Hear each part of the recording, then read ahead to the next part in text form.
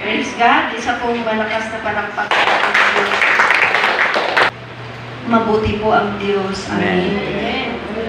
Dahil sa kabutihan ng Like, Diyos, share, subscribe. Dahil mahal po tayo ng Diyos.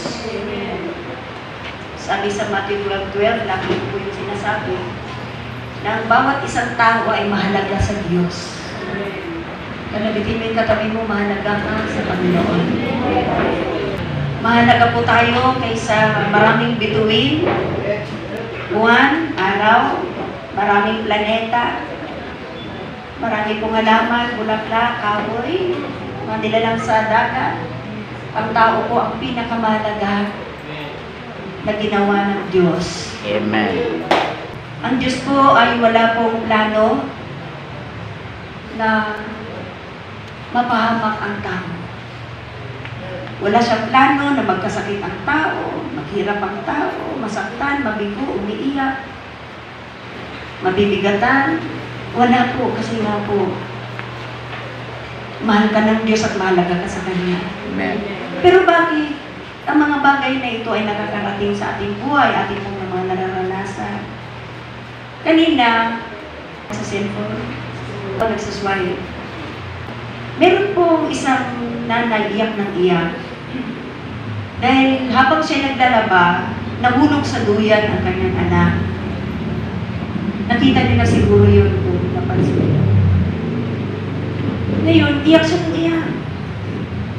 Ang sabi niya, pinapagising niya yung anak niya. Tapos siguro napatay.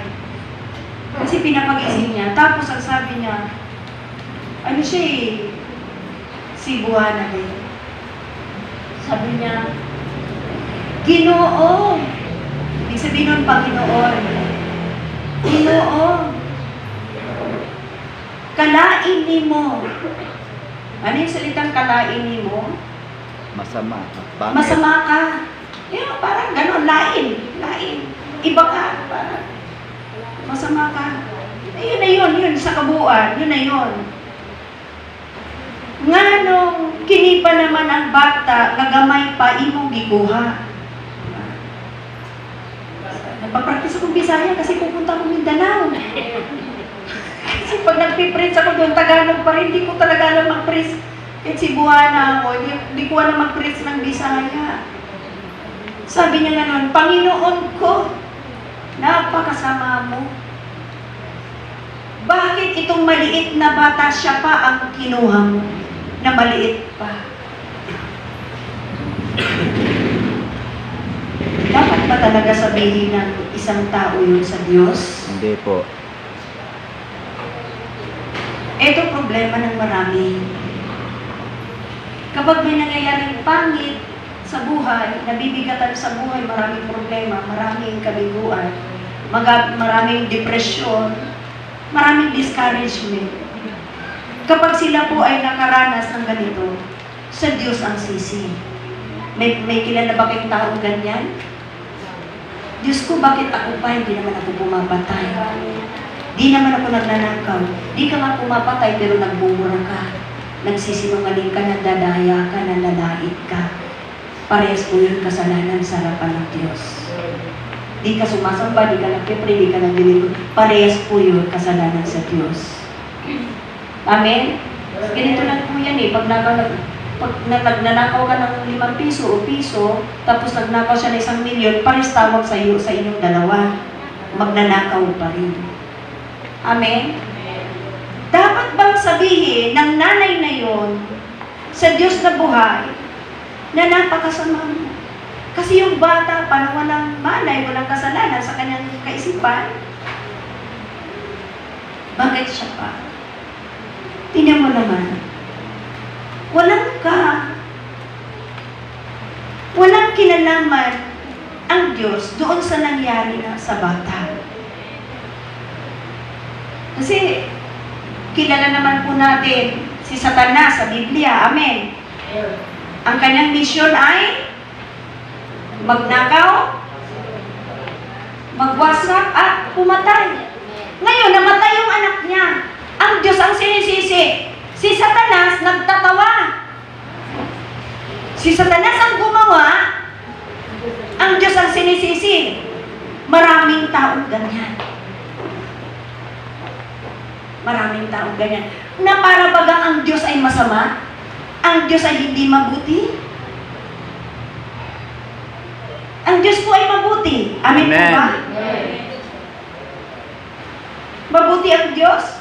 Ang sabi nga po niya sa John 3:16, di ba? For God so loved the world, He gave His only begotten Son, and whosoever believeth in Him shall not perish but have an everlasting life. Gayon na lamang ang pag-ibig ng Diyos sa sanlibutan, tayo po yun. Kaya ibinigay po niya ang kanyang bugtong na anak. Ang sino man sumampalataya ay hindi mapahamak. Bakit po mayroong kapamakan, mga pangit na bagay, nangyayari sa ating buhay, na wala namang kinalaman ng Diyos? Bakit? Kasi may kulang. Hindi tayo sumampalataya sa Diyos. When we say sumampalataya sa Diyos, kasama na po rito, package din po ito, napaloob po yung magsisi ka ng kasalanan mo, Amen.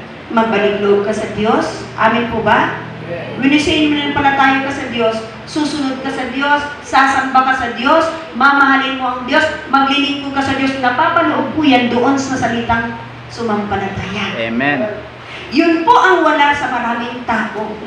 At kapag ang tao ginawa ng masama ng jadlo, hindi kasi niya alam ang katotohanan dahil wala siya sa salita ng Diyos, wala siya sa Biblia, kaya lahat ang sisi ay nasa Diyos.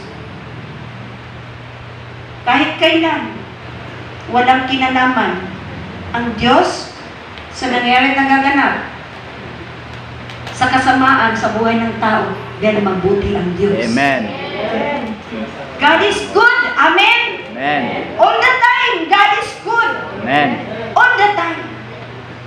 Amen.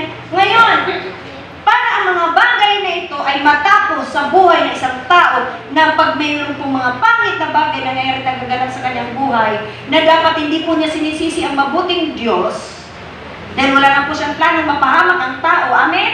Amen.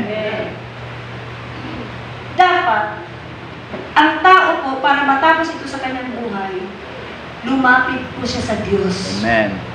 Sumunod siya sa Diyos, sumamba siya sa Diyos, maglingkod siya sa Diyos, at itong mga ginagawa ni Satanas, mga masamang espiritu ng kadiliman, na nagbibigay ng mga mas marami pong kalungkutan, kadustaan ng buhay kasama ng buhay. Ikaw to, nakagano ng Diyos sa buhay mo, protektado ka, walang mangyaring masama sa'yo. Amen. Hello! Nakuha po ba natin? Ano yung pangako ng Diyos dun sa awit 91 verse 10? Diba? Walang kapahamakan na darating sa iyo sapagkat magbibilin ako sa anghel na babantayan ka, iingatan ka, at pagtagumpayin ka sa mga lakad mo. Amen. Merong anghel tayo na nagbabantay sa atin, hindi po natin alam yan. Araw at gabi merong nagbabantay sa ating anghel. Amen. Ngayon, para patuloy po tayong bantayan ng anghel, huwag po siyang paiyakin. Amen? Ang maraming tao pinapaiyak yung bantay nila. Hello? At yung Holy Spirit na nagko-comfort, sinasaktan nila, pinapaiyak nila. Saan? Sa pamamagitan ng paggawa ng kasalanan. Pagsuway sa Diyos. Gusto ni Satanas na ang tao ay gumawa ng kasalanan. Lagi kong sinasabi, sapagkat ang kasalanan, ito po yung access. Ito po yung ground. Pag may kasalanan tayo sa buhay, hinayaan po natin, nagbubukas po tayong malaking pintuan para tayo'y sirain, wasakin, patayin ng kasalanan. Amen? Kaya wala po tayong gagawin sa buhay na ito. Pagkasalanan, huwag mo nang gawin, huwag mo nang sabihin, huwag mo nang isipin. Manampalataya ka sa Diyos, sa pangalan ni Jesus, protektado ka araw at gabi. Amen. Palakpakan po natin.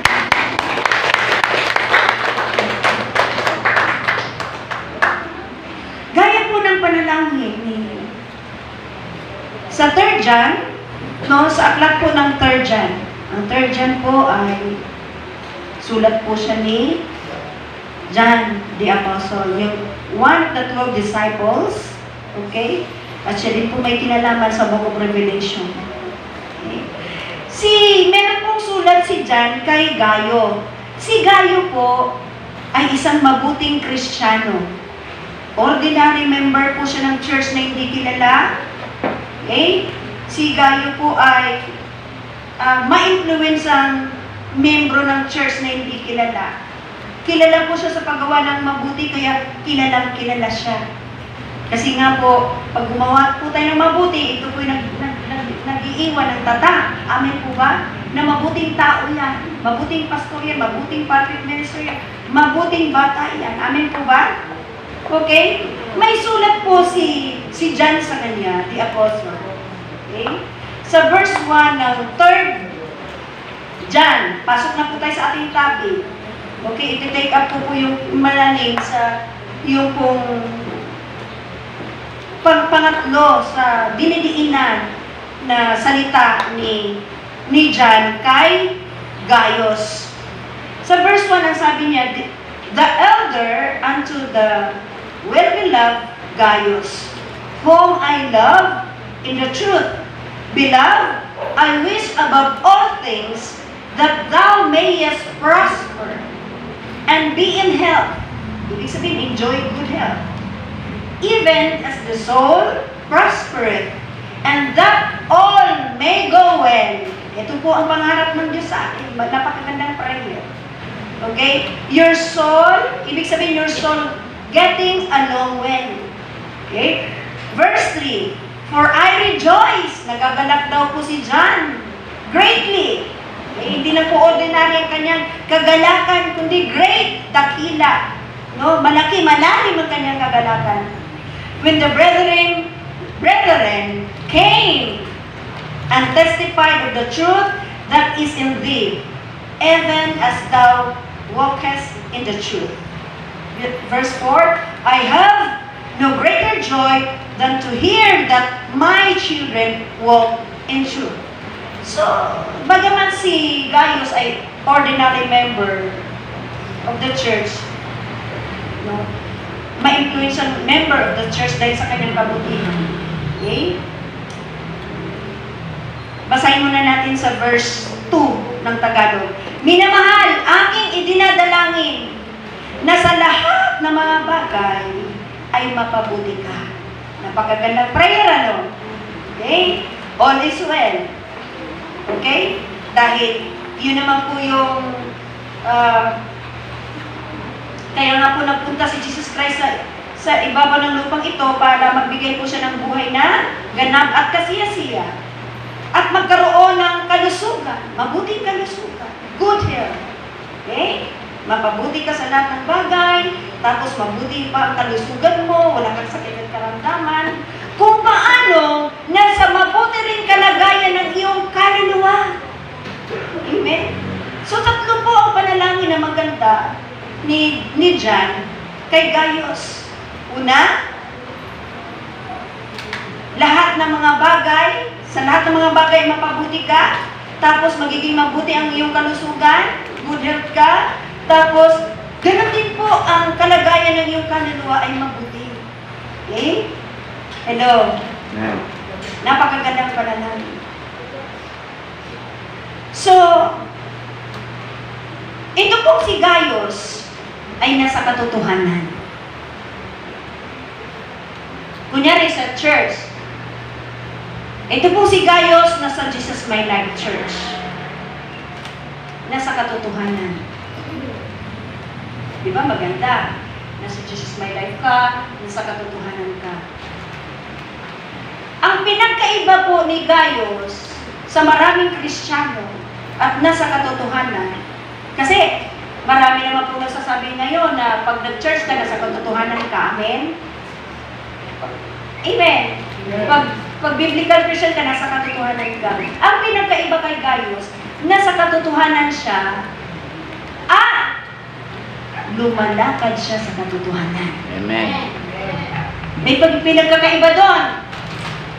Maraming Kristiyano nasa katotohanan, nasa church. Amen. Pero marami Kristiyano, may reliyon lang sila, pero hindi lumalakad sa katotohanan. Dito blessed na blessed si John. Bakit? Puro kabutihan ang ginawa ni Gaius. Kasi bakit? Lumalakad siya sa katotohanan. Now, maraming Kristiyano ngayon, di naman puro kabutihan ang ginagawa eh. Amen? Nasa katotohanan nga. Tinatawag na born again, biblical Christianity. Nasa Biblia ang panampalataya. Opo. Pero ang tanong, nilalakaran mo ba ang katotohanan? Dito po, nagkakaroon ng problema ang maraming Kristiyano. Sumasamba every Sunday. Hello? May religion. May fellowship. Pero, hindi niya ipinamumuhay ang katotohanan araw at gabi. Maraming Kristiyano, hindi ito napapansin. Ang alam kasi nila na once saved, always saved. Ang alam kasi nila, okay na, nakasamba na ako, yung obligasyon ko tapos na. Pero pagdating sa bahay, puro mura, puro kasinungalingan, chismis dito, chismis doon, panirang kuri, panlalait, walang binabantay kung buhay ng mga buhay. Hello? Maraming Kristiyanong ganon. Maging kapwa Kristiyano, sinichismis pa, sinisiraan pa. Maging kapwa niya kapatiran, kapwa likod sinisiraan. Ganito yan, ganon po yan. Nasa katotohanan, pero hindi nila lakaran ang katotohanan. Nanawa po ba natin, church? Amen. Pagkatapos sumamba, nasaan? Nasa barkada. Sa barkada hindi sumasamba. Kaya kung anong ginagawa ng mga barkada, ayun din siya. Ginagawa din niya. Nasa katotohanan niya. Pero si Gaius, hindi ganyan. Amen. Lumalakad siya sa katotohanan sapagkat nasa katotohanan siya. Amen. Nanaw pa natin, church?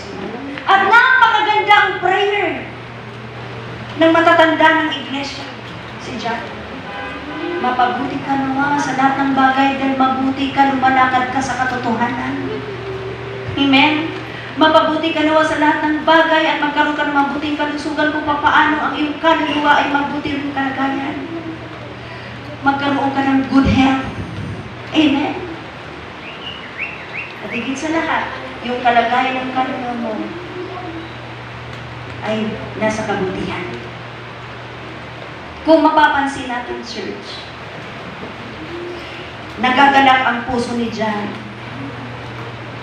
Actually, hindi naman nakalagay John, specifically ni si John. Matanda ng iglesia ang nakalagay. Kung babasahin ko yun. Nagagalak siya kasi wala daw pong ibang kagalakan ang isang lingkod ng Diyos na malaman po niya na ang kanyang mga anak sa panampalataya ay lumalakad sa katotohanan. Hello?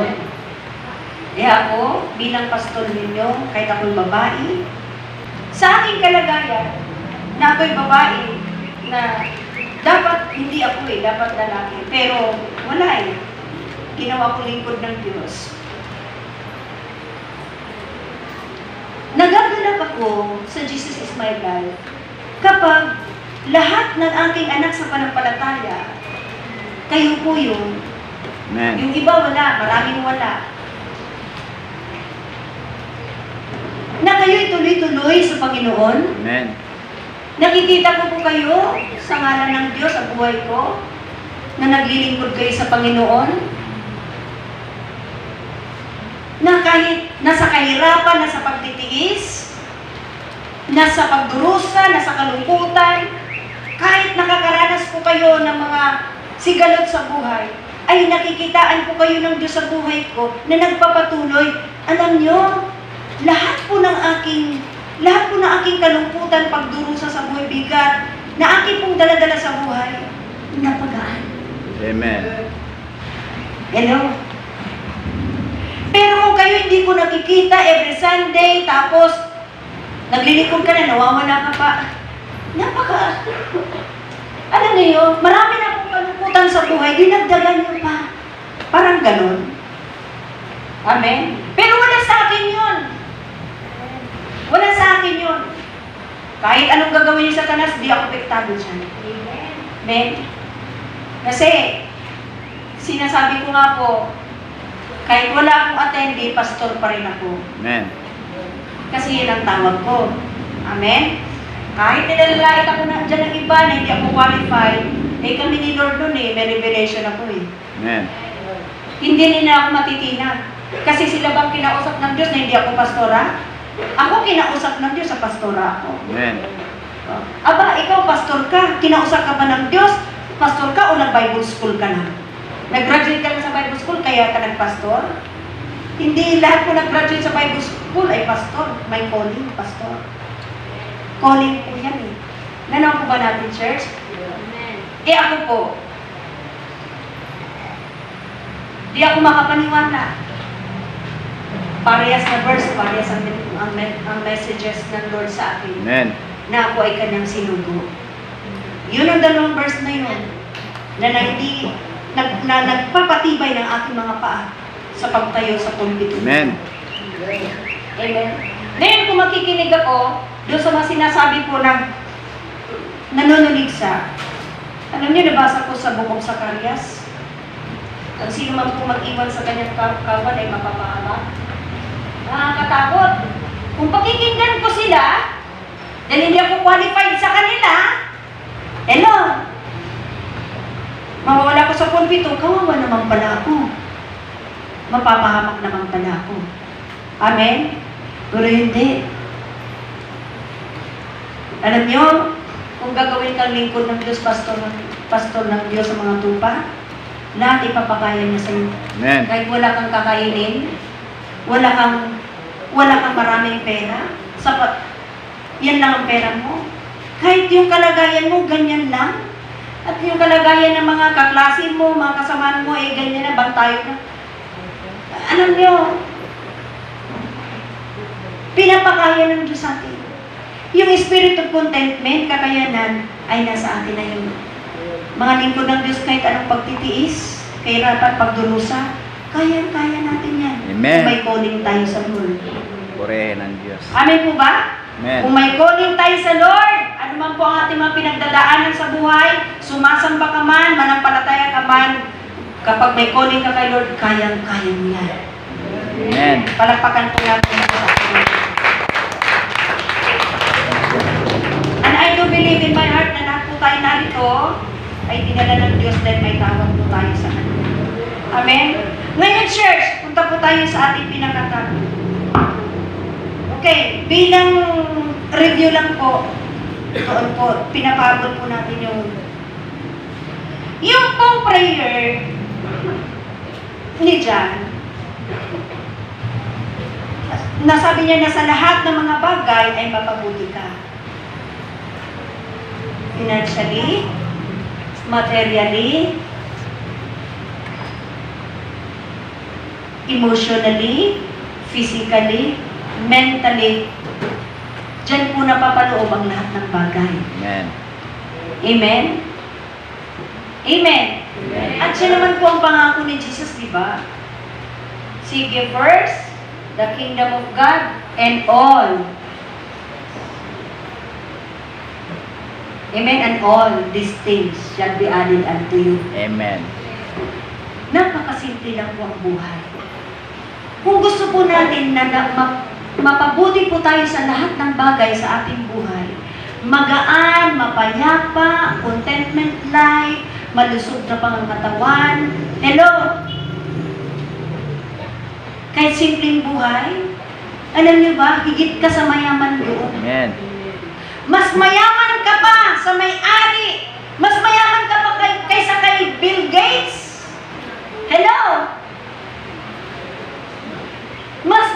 Kasi alam nyo, hindi na po patungkol sa pera na matatawag ang tao patungkol sa mga material na bagay na abundantly meron sila. Tatawagin na po isang taong mayaman. Alam nyo ang kapayapaan? Kayamanan yan. Amen. Na wala ang maraming tao. Hello? Ang maraming tao, maraming kotse, maraming papalit-palitan ng cellphone. Amen. Maraming bahay, maraming lupa, marami po silang mga katulong. Kulang na nga lang, subuan sila ng katulong, at kulang na nga lang, ingunguya pa sila ng katulong dahil sa kayamanan. Amen? Ako man, kung mayaman ako eh. Kung tatama rin ako umuwi, ikaw nang umuwi sa akin. Mayaman ako eh. Amen. Di ba? Sa sobrang kayamanan mo, parang pwede mong bayaran pati pagmuya. Amen po ba? Maraming tao ganyan. Pero alam niyo ba, mga kapatid ko, hindi lang po sa pera ang patungkol sa kayamanan. Ang kapayapaan, kayamanan yan. Amen. Kahit wala kang gaanong ganyan ang kalagayan mo, nakatira ka sa kubo, nakatira ka sa ganitong lugar, pero sa simpleng bahay, pero kung ikaw ay may payapa, ang yaman-yaman mo sa kapayapaan. Alam mo kasi ang tao, ang babae at lalaki na wala sa kapayapaan, nako! Minsan yung iba lumulundag sa building, sa NRT. Minsan yung iba nagpapasagasa dahil walang kapayapaan. Amen po ba? Kaya kung ikaw, kahit ganyan ang kalagayan mo, kung punong-puno ka ng kapayapaan, napakayaman mo. At sino nagbibigay ng kapayapaan? John 14:27 ang sabi noon, "My peace I give unto you. It's a peace that the world cannot give. It's a peace that the world cannot understand." Ibinibigay na ni Jesus Christ bago siya umakyat ng langit, binigay na ng Diyos ang kayamanan ng kapayapaan sa iyo at sa akin para po magaan ang ating buhay habang sumasamba naglilingkod sa Kanya. Amen. Palapakan po natin. Nanonood po ba natin mga kapatid? Kahit ganyan ang itsura natin, hindi tayo mga Miss Universe, Mr. Gogi, hindi tayo. Ganyan lang po ang Amen po ba? Ganyan ang ating kalagayan ng buhay. Pero kung payapa tayo, mas pogi, mas maganda tayo sa kanilang lahat. Amen. Amen po ba? Yan po ang hindi naintindihan ng tao. Kaya ang tao nagkikrave ng maraming bagay. Kailangan kong yumaman, kailangan kong sumikat, kailangan kong maging pogi, maging maganda, kailangan kong maging Miss Universe, Mr. Pogi, kailangan kong mag-artista para ko sumikat. Hindi naman po yan ang pamantayan ng buhay. Amen. Amen? Hello? Ang kayamanan, ang kapayapaan, Amen. ay napakalaking kayamanan. Payapa ka, kahit itlog lang ang ulam mo, payapa ka. Sa kanila, puro beef. Tama, di ba? Laging nasa Jollibee. Pero ito lang yung ano mo, nag-Lucky Me ka lang, nag-noodles ka, di ba? Simple yung mga ulam mo, pero mapayapa ka. Napakayaman mo sa kanila. Amen. Sabihin mo sa katabi mo, huwag mong ipagpalit ang kapayapaan sa maraming bagay. Huwag mong ipagpalit At ang kapayapaan ang Diyos ang nagbibigay. Amen? Huwag mo ipagpalit ng kapayapaan sa maraming bagay. Mayaman ka na, pagpayapa ka! Amen. Alin mo naman yung, maganda na nga po yung mayaman ka pa sa pera, marami ka pang kotse, marami ka pang bahay, lupa, tapos mapayapa ka, ay, purihin ang Panginoon. Praise the Lord. Alam niyo po ba na kaya mo yung pangyarihan ng Diyos sa buhay nating lahat? Amen. Piliin muna natin pumayapa sa Diyos, Amen. tapos lahat ng at mabuhay ng may katuwiran, no? Sa kanyang harapan. Lahat po yan ibibigay ng Lord sa iyo. Amen po ba? Naman po siya eh. Seek ye first. Unahin mo lang daw ang Diyos. Unahin mo ang karya ng Diyos. At mabuhay ka sa kanyang katuwiran. Huwag sa kasalanan, huwag sa kalikuan. Huwag sa mali. Lahat ng bagay. Ano bang kailangan mo? Lahat nandoon sa pagsunod mo. Kaya sa pagsunod nandun ang pagpapala eh. Amen. Amen? Alam niyo po ba, marami ngayong Kristiyano, Nasa katotohanan ko, no? Pero hindi pa rin blessed ang buhay. Maraming sumasamba pero hindi pa rin blessed ang buhay. Bakit? Hindi ka namalakad sa katotohanan eh. Hindi ka nabubuhay sa righteousness ng Lord. Hindi ka po prioridad si Lord eh. Pero alam nyo, napaka-bless ang mga tao at babae at lalaki na narito, inuuna, pinapahalagahan, pinapansin ang kalooban ng Diyos. Amen. Susunod na ang mga pagpapala niyo, huwag lang kayo mainig. Amen. Susunod na. Hallelujah. So financially, mga kapatid ko, again, just a review, para ikaw ay mapabuti, alam naman po natin ang pamantayan ng Diyos. Pag walang itatanim, walang aanihin. Ibig sabihin noon, pag wala kang binibigay na handog sa Diyos, yan kasi yung offering bucket na yan, lupa yan. Lupa yan. Marami nakatanggap ng blessing kahapon.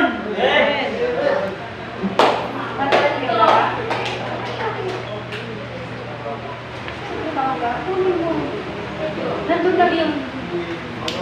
Okay? Marami. Ako, payapa ako tumanggap. Okay? Kahit di naman magbibigay yung aking mayor, ibuboto ko pa rin siya kasi kapatid ko siya sa Panginoon eh.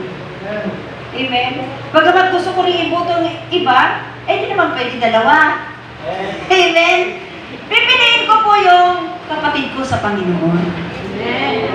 Amen? Kapatid sa Panginoon. Kasi accountability mo yan eh. Yung boto mo, accountability mo yan. Ito na yung kapatid mo, hindi mo pa iboboto. Iboboto mo dahil close kayo. Kapatid na to sa Panginoon eh. Amen. Ang sabi niya, magbibigay ako. Dahil ipinadaanan ng Diyos sa aking mga kamay ang pagpapala, ibahagi ko na lang siya. Ang sabi niya, nasa kanila kung iboboto nila ako. Kung iboboto nila ako at mananalo ako, papasalin ko sa tulong ng Diyos ang problema ng bayan. Pero kung hindi nila ako iboboto, wala na akong problema. Tuloy daw siya sa buhay niya. Amen? Amen. Yan ang mga... Saka imposible mangurakot yung mga may takot sa Diyos. Amen? Ay, alam niyo po ba? At ang patutuon niya. Ito mga kapatid, makinig kayo. Gawin po natin inspiration at ginagawa natin noon. Nagsimula lang po siya sa business niyang 3,000 pesos. 3,000 pesos. Dahil Kristiyano siya, makinig po tayong lahat. Kunin niyo to, kainin niyo to. Para malay ninyo, mangyari din sa buhay natin lahat. Again, 3,000 lang ang kanyang puhunan sa negosyo. Makinig po tayong lahat. Dahil Kristiyano siya, nilalakaran niya ang katotohanan, nagpe-faithful po siya sa kanyang tithes and offering. Tingnan mo ngayon, everyday kumikita siya ng 1 milyon. Amen.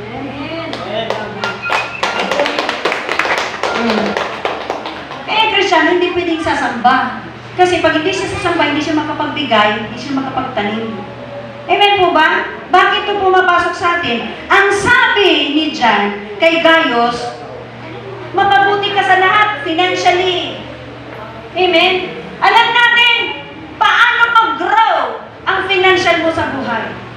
Paano ka makakain ng masasarap para may pambili ka? Gusto mo dumami yung pera mo? Hello, kaya lagi ko sinasabi, bago kayo mag-love gift, magbigay kayo sa Diyos. Hindi ako magpala sa inyong Diyos. Amen. Amen? Kasi ang Diyos ang nagpaparami ng inyong pera. Amen. Palakpakan po natin si Lord. Tapos, yung naiwan sa inyo, dahil nagbigay kayo sa Panginoon, yung naiwan sa inyo na kahit imposible, magkasya, gagawa ang langit paano siya magkasya. Amen. Hello!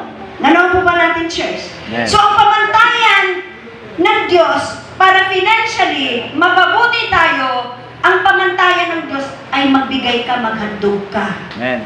Kalabitin mo yung katabi mo, nakapaghandog ka na ba? Ano ba?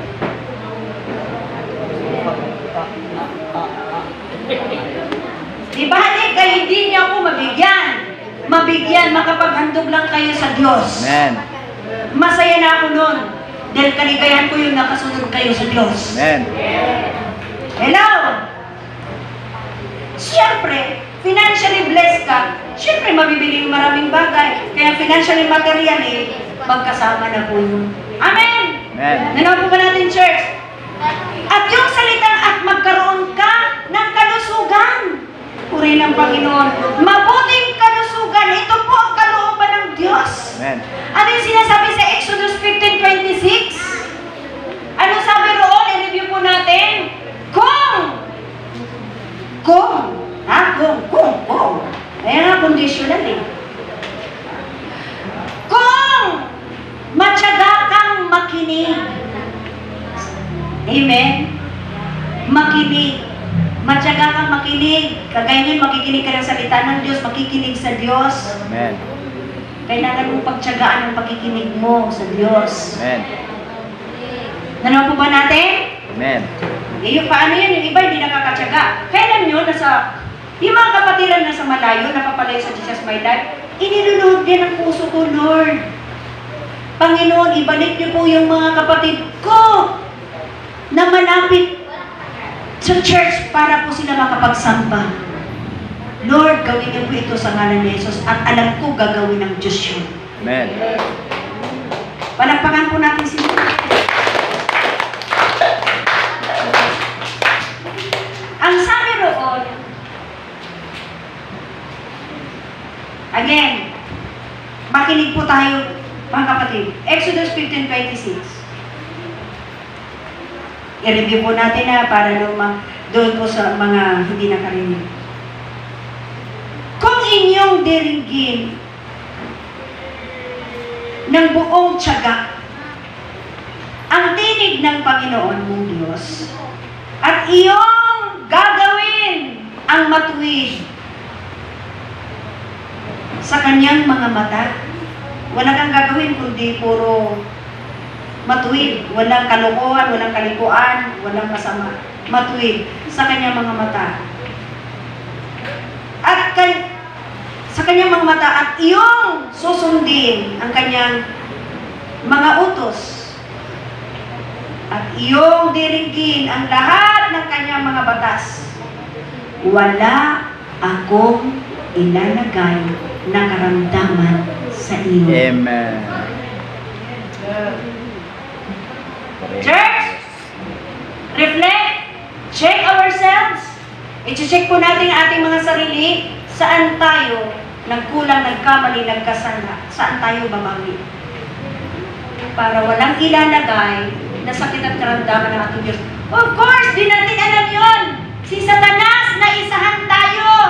Dahil wala tayo sa katotohanan, pero tatapusin ng Diyos ang lahat ng kalokohan ni Satanas sa ating pagdating natin sa katotohanan. Amen. Kaya ang gagawin natin, ihambol, hingi ng tawad. Bumawi tayo sa Panginoon, bumawi tayo ng mabuti, sumabatay, bumawi tayo sa Diyos. Para lahat ng sakit karamdaman na nasa ating physical na katawan, dahil bunga ng kasalanan, ay mawalang lahat. Amen. Reflect lang! Ayusin lang ang pagsunod. Kasi wala na siyang ilalagay.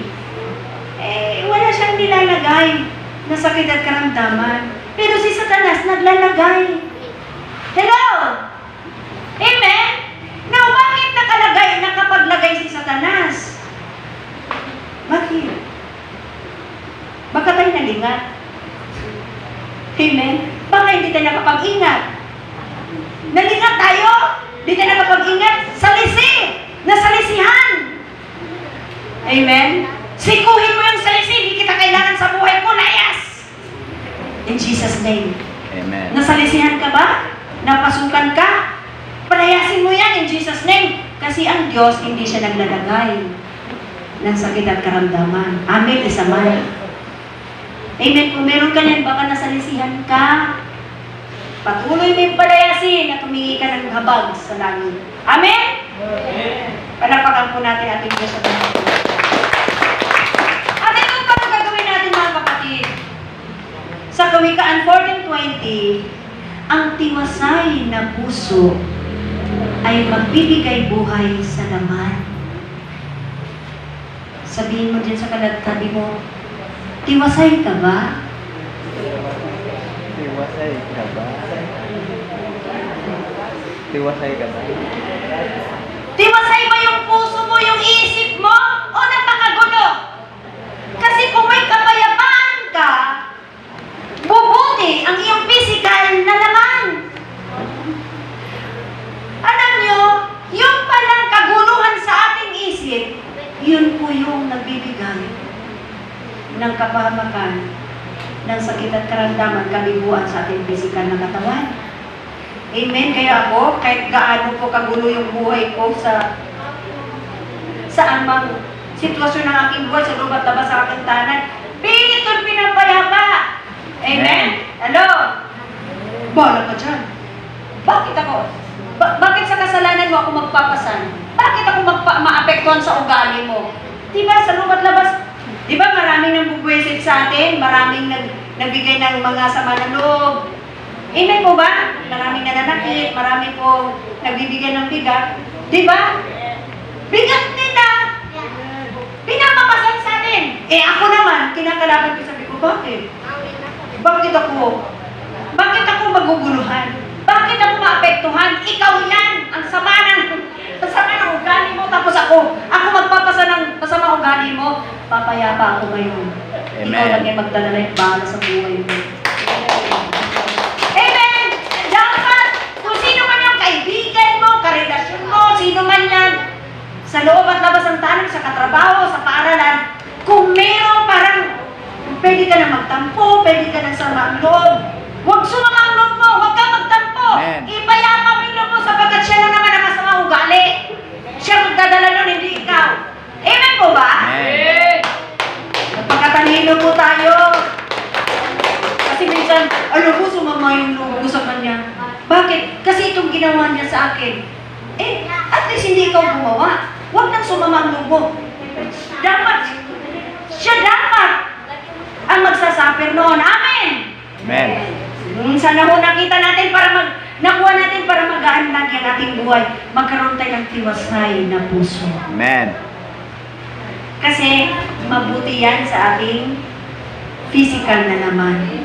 Ano po ba natin? At ang sabi pa ng Proverbs, sabi niya, a cheerful heart is a good medicine.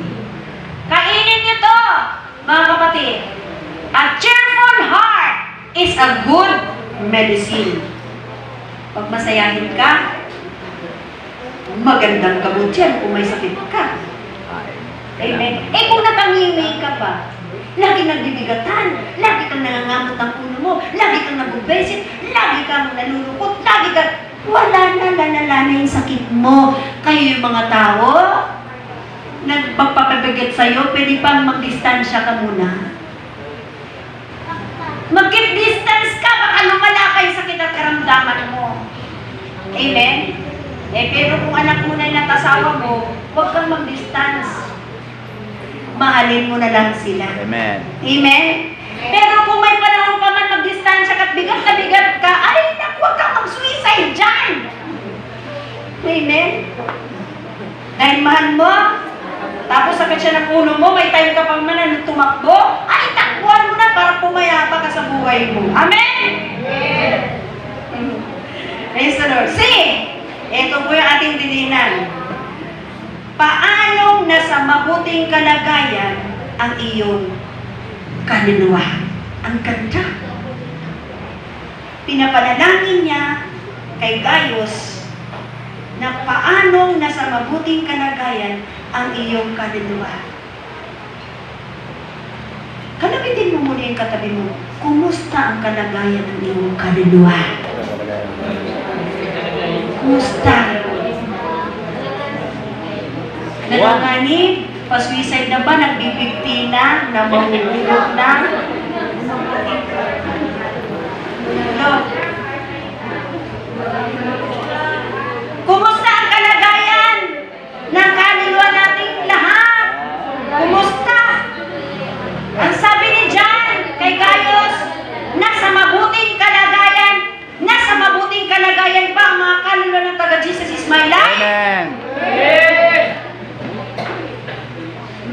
Masasabi po natin nasa kabutihan ang ating mga kaluluwa. Alam nyo, kung bakit, isa ito sa panalangin ni John kay Gaius. Kasi mga kapatid, ang kaluluwa kasi, pang-eternal yan. Yan ang panghabang buhay. Amen. Nakikinig po ba tayong lahat? Pang-eternal ang kaluluwa. Kaya nga po, ang sabi ni Jesus Christ sa Mark chapter 8, verse 36.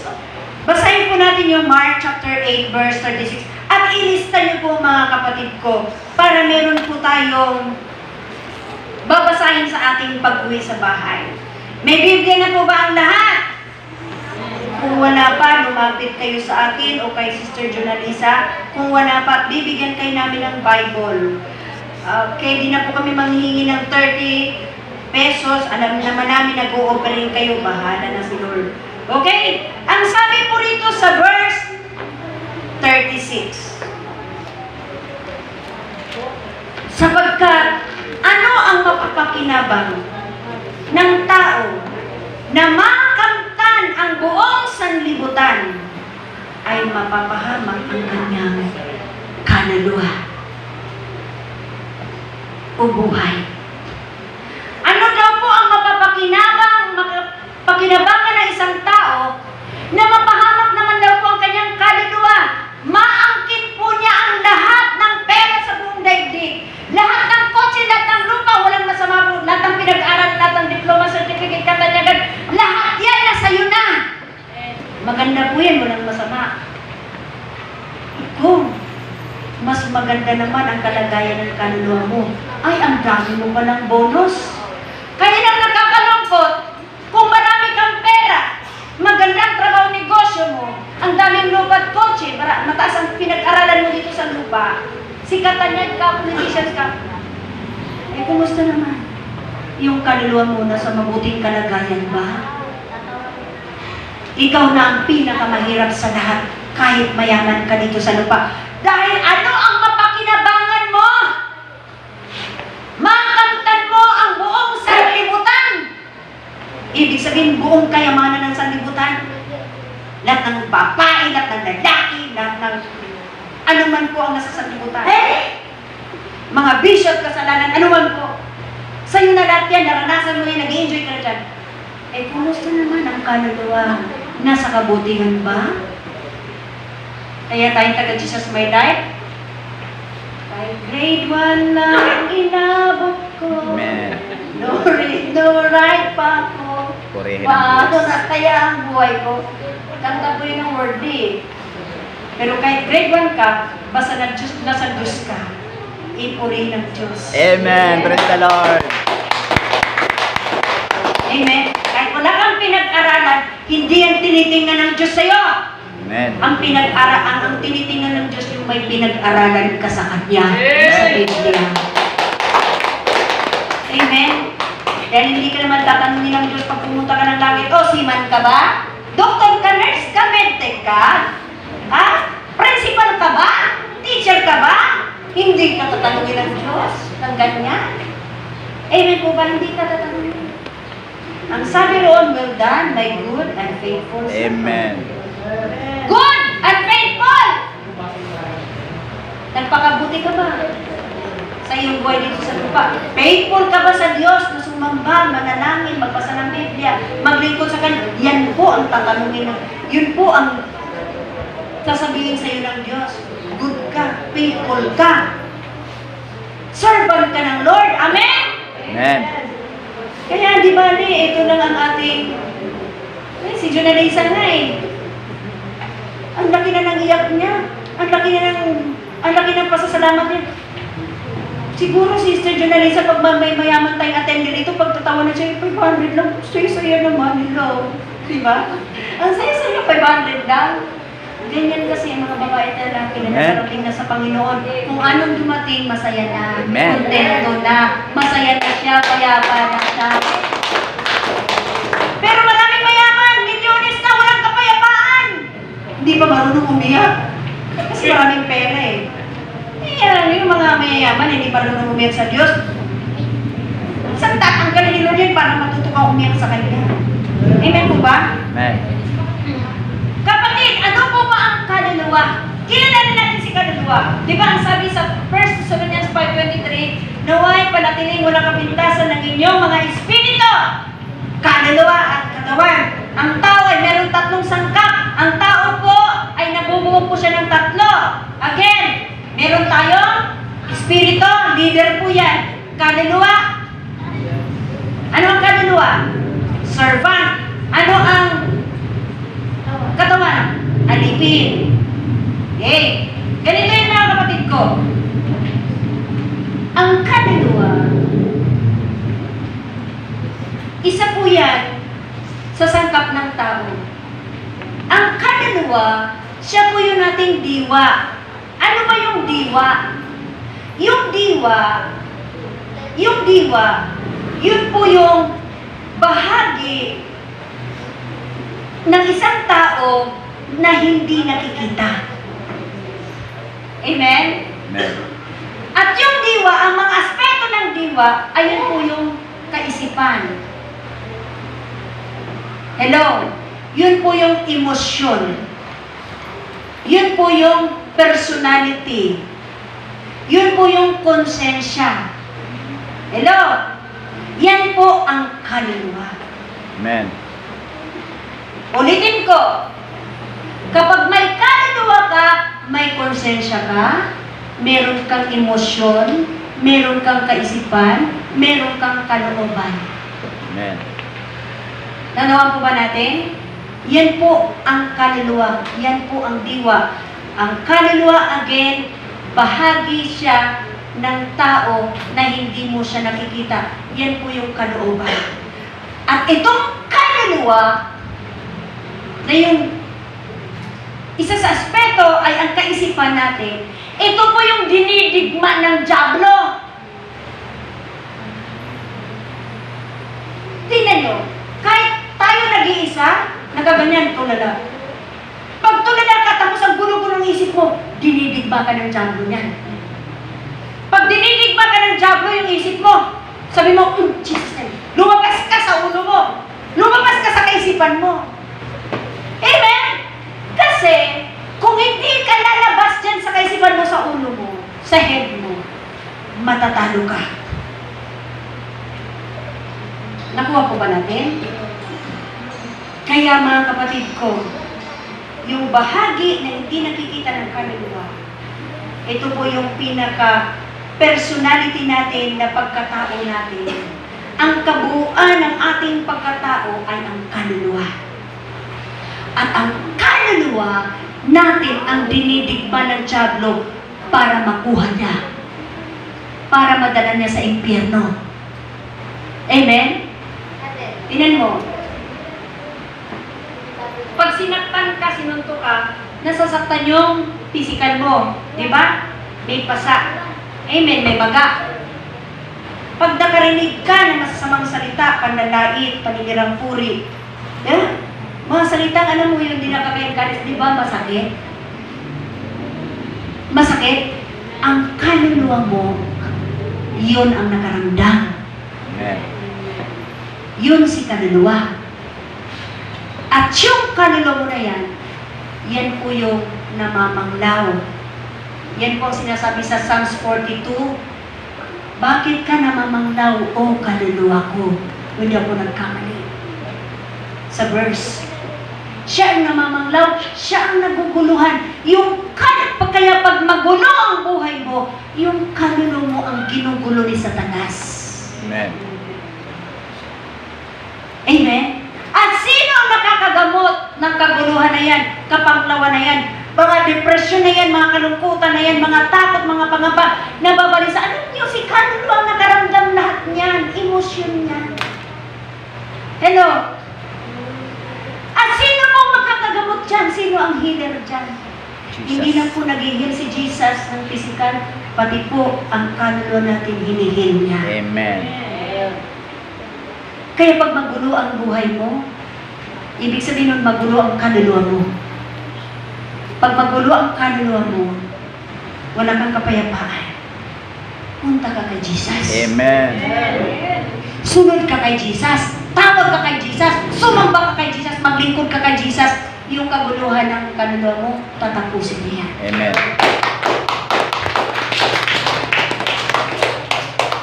At ito pa naman, dahil dinidigba ni Satanas ang iyong kaluluwa, ang iyong pong emosyon, ang iyong pagkatao, ang iyong diwa, ginugulo niya yan. Bakit niya gustong guluhin? Para magkasakit ka.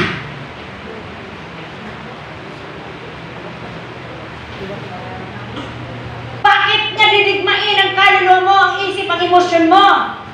Para tumalong ka na sa LRT, sa bus, magpasagasa ka na. Kasi gusto niya kunin ang kaluluwa mo. Amen? Para may kasama siya in the future sa impyerno. Ang impyerno po, sabi ng aklat ng Matthew, hindi po yan ginawa ng Diyos para sa tao. Dahil ang tao mahalaga sa Diyos. Amen. Mahal ng Diyos ang tao. Kawangis ng Diyos at kalarawan ng Diyos ang tao. Amen. Amen? Ginawa po ng Diyos ang impyerno para kay Satanas at sa kanyang mga demonyo.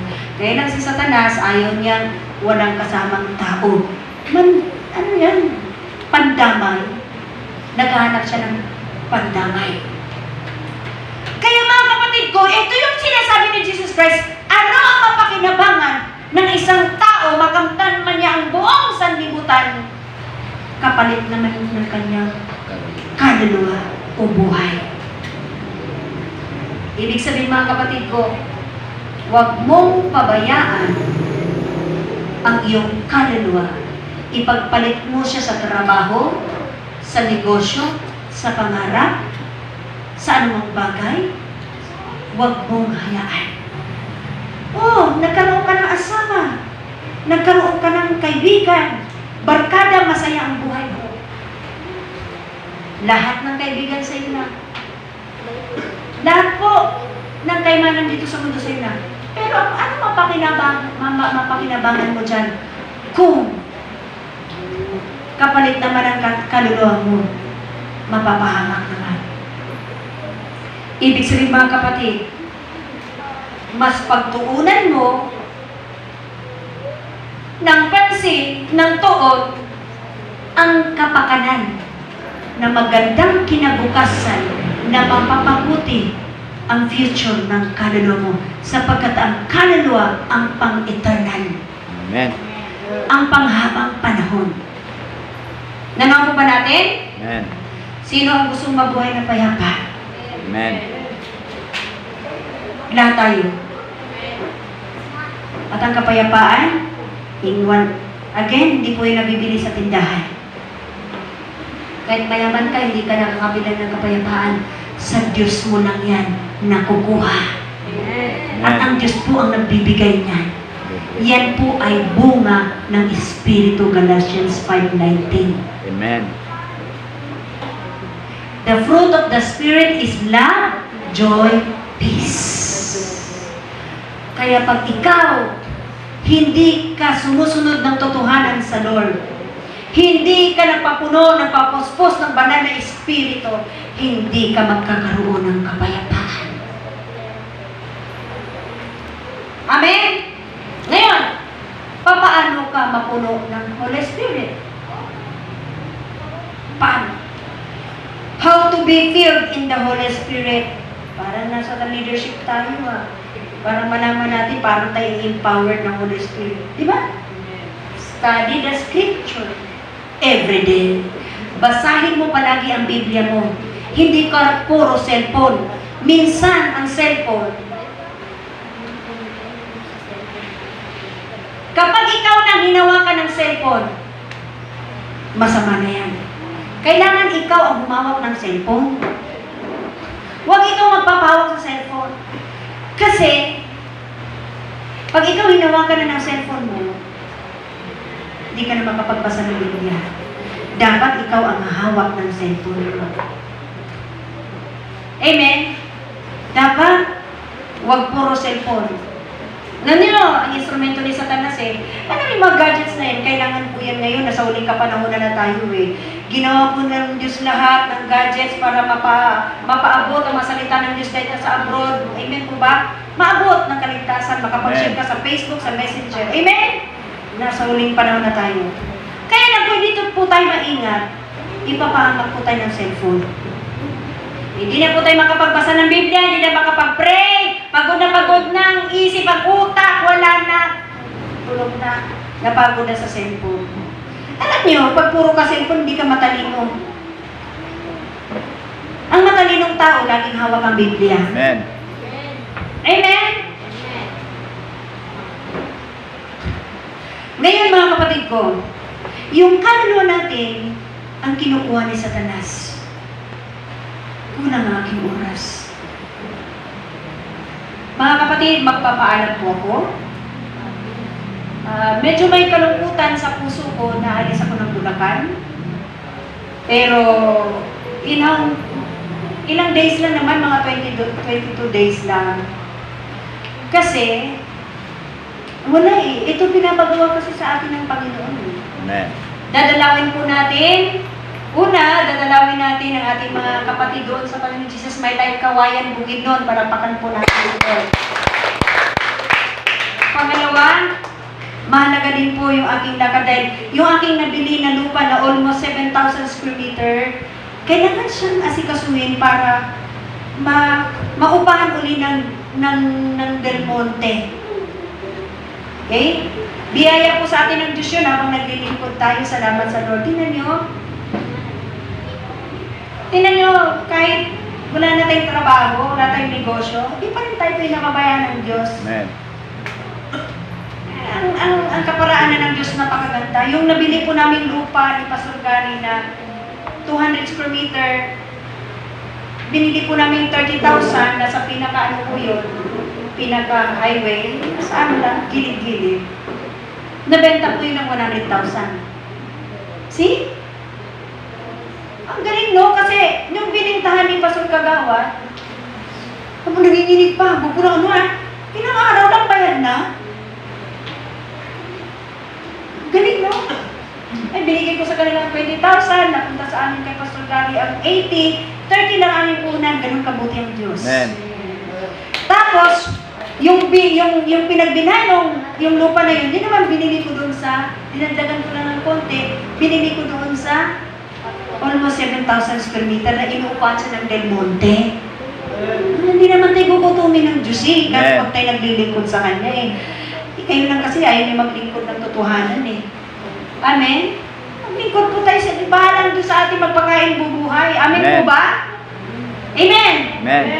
So, ilang linggo lang po tayo mawawala. Ako lang po ang mawawala physically, pero kasama niyo po ang Panginoong Yesus, huwag kayong nawawala. Amen. Wala naman si Pastor, hindi ako dadalo. Huwag niyo akong gawin Diyos-Diyosan, puri lang Panginoon. Huwag niyo akong gawin Diyos-Diyosan. Ako lang po ang mawawala, ang nakatayo rito. Parehas po kami ng Diyos na pinaglilingkuran. Lahat. Amen? Kung anong anointing binigay ng Diyos sa akin, nasa kanila din po yun, ay isali na ng Diyos sa kanila. Amen. Amen po ba? Aayusin ko po ang mga tatay mo. Mga preacher, pulpit ministers. Nanawa po ba natin mga kapatid ko? So babalik naman ako. Doon lang po akong magbanal na hapunan. Hindi ko alam, hindi ako sure kung sa banal na hapunan ay si Pastor Gary ang ating invite para sasabihin natin yung about last days. Marunong siya, magaling siya dyan sa mga last days na yan. No, pero pinagpe-pray ko pa yun under prayer. Okay? So, okay po ba mga kapatid? Okay, praise the Lord. Palakpakan po natin itong Diyos sa buhay. Again, masaya po ako na nandoon sa Mindanao, nagtuturo. Amen? At kayo din naman, nababalitaan ko na present pa rin sa ganito, faithful, mas dumami pa ang attendees. Salamat sa Lord, masaya ako noon. Amen po ba? Amen. Lalo niya akong ini-encourage maglingkod sa Lord. Anyway, encourage naman ako Amen? Dahil yan ang tawag ko. Lahat po tayo tumayo sa Panginoon.